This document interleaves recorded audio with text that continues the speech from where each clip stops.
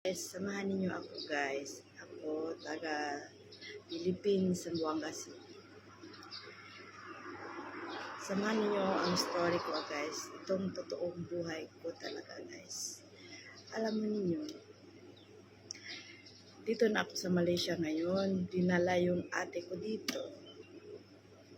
Pinakasal sa akin sa Malaysia. Pinakasal na ako sa unang asawa ko. May isang anak kami guys. Mahabang panahon, more than 3 years ako na sa kanya. May anak kaming isa. Pagkatapos guys, aabot ng 3 taon yung anak ko. Nagbabae yung asawa ko. Maraming babae siya.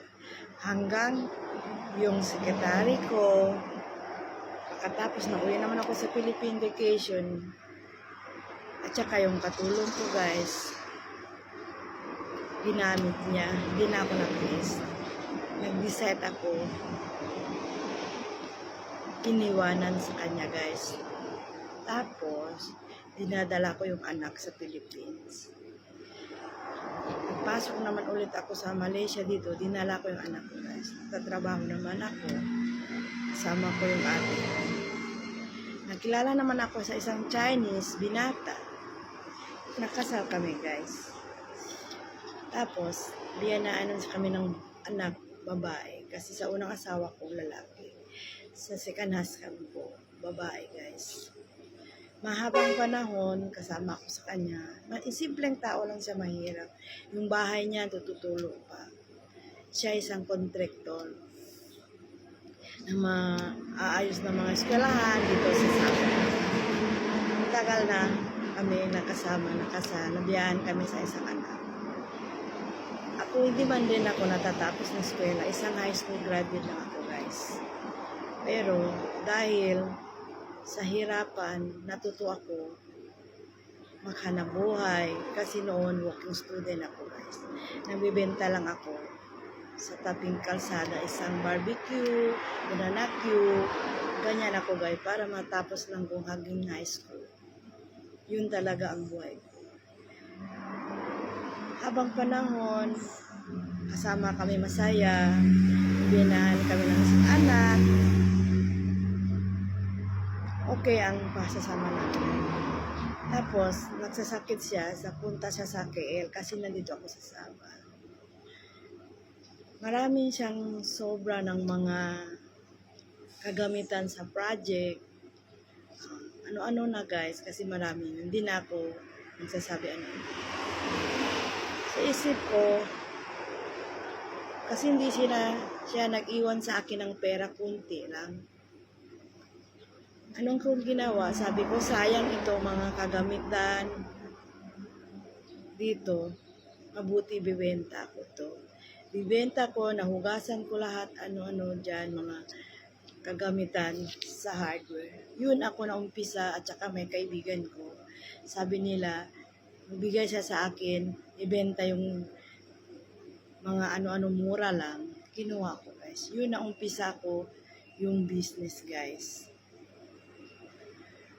Kung talaga hindi kayo naniniwala, yun ang business namin sa mga asawa ko. Ito yung lugar. Ito yung business asawa ko, mga service, yun. Okay? Kita niyo guys, totoo talaga yun guys. Ang business namin guys. Tapos naman guys, naanak ko naman isa, lalaki. Ngayon siya. 16 years old na yun, lalaki. Alam niyo guys, nagbabae na yung asawa ko naman. Naging kabit na naman ulit guys. Sabi ko sarili, bakit ganyan ang buhay ko? Unang asawa ko, halang asawa, ganyan rin guys. Yung babae, Pilipina rin, katulad ko rin Pilipina. Tago yung asawa ko, ang laking away namin. Malaki talagang nangyari sa buhay namin. Ilang beses na ako naglaya sa kanya. Siguro mga 10 times already naglayas ako sa kanya guys. Ayun, talagang para napapagod na ako guys. Pero iniisip ko no, Iniisip ko talaga sa mga anak ko ang kinabukasan. Kasi yung una, binabalik ako yung anak ko sa asawa ko. Iniisip ko talaga yung kinabukasan yung anak ko. Kailangan ko talaga maging strong mother talaga, guys. Anong ginawa ko, guys? Sige na maglayas, nang layas talaga. Kunin naman ulit yung asawa ko, guys. Ibalik na naman sa akin. Kasi hindi ko iniwan yung anak ko, guys. Sabi ko sa inyo, wag talaga kayo mag-iwan ninyo yung anak ninyo. Dalhin ninyo. Yun lang ang kayamanan ninyo, guys. Bahala siya maghanap sa marami. Wag talaga kayo iiwan yung mga anak ninyo, guys. Yun talaga. Pakalas na ako nag-iwan, nag-uwi na ako sa Philippines. Dinala ko yung dalawang anak ko. Anong ginawa? Iyak ko. Iyak na iyak ko sa Philippines. May pera ako. May bahay naman ako doon ginawa. Ginawa ko, guys. Sabi ko, hindi na ako magbalik sa kanya. Sabi ako sa nanay, tatay ko, guys. Hindi na ako. Sabi ko, para mas mabuti, mapunta ko na lang sa Paul Pilar, sa iglesia, doon sa Philippines, sa Zamboanga. Alam mo nyo, sa Paul Pilar. Pupunta ako doon. Nahingi ako ng tulong sa labirin, Paul Pilar, sana ano kung kayang gawin. Dasal ako. Magbalik pa ako o hindi sa asawa ko. Yun lang ako, guys. Tapos, may isang probinsya doon, sabi yung kuya ko, may isang santo doon, Veronica. Veronica, guys. Magpunta daw doon, pwede daw makiin ng tulong. Sa Ayala ba yun? Tatandaan ko, Ayala yung pangalan. Napunta ako doon. Maraming tao doon magsasakit. Napunta doon. Sabi nila, dala daw ng tubig. Dinala ako, guys, ng tubig. Punta ko doon. Nagdasal ako. Nahingi ko doon sa Veronica. Sabi ko, talagang kaya mo tulungin sa akin. Talagang Diyos talaga yung pwede magtulong sa akin. Nahingi ako ng tulong sa iyo. Ano akong dapat gawin sa mga problema ko? Yun ang solusyon ko, guys. Okay? Tapos, nag-inom ako ng holy water doon. Yung tubig doon, yung holy water. Ininom ako 3 beses.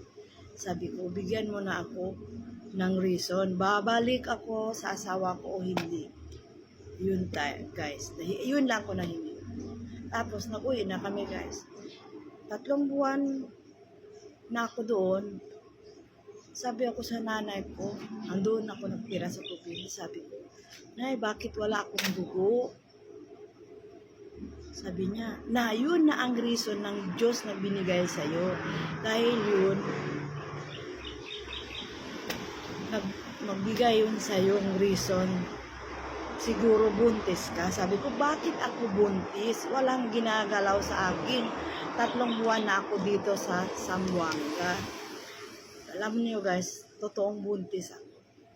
Totoong buntis. Nag-check ako doon sa clinic. Buntis ako. Yun ang sabi ng nanay ko. Yun mo kailangan. Uuwi ka doon sa asawa ulit sa Malaysia, guys. Uuwi ako doon. Dahil yun ang bigay ng reason ng Diyos. Uwi ako dito naman, guys. Nakuwi naman ako, yung asawa ko. Kasi maraming siya kumukontak-kontak. Pero hindi pa ako nagsabi sa nanay ko pupuwi. Kasi nahanap ko yung asawa ko. Pabalik mo kasi nandito yung sa akin yung 2 anak ko. Padala siya ng pera, ano-ano, ganyan, guys. Dinadala siya. Uwi ako ulit. Sabi ko sa kanya, oo, uuwi ako.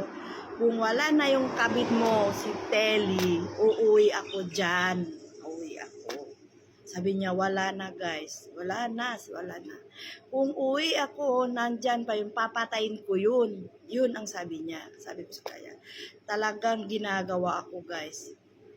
Yun talagang nangyari sa buhay ko na kukulong ako dito sa Malaysia. Pero akong buntis ko yung anak ko, triplet, guys. Yung ang buhay ko.